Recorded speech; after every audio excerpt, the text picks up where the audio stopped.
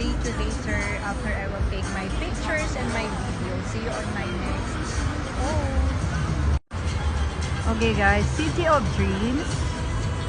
And then that one is Wind Palace and MGM.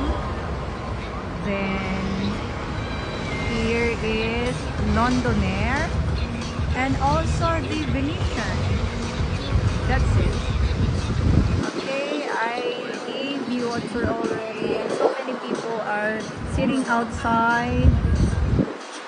Okay, thanks for watching and see you on my next video or post. Bye.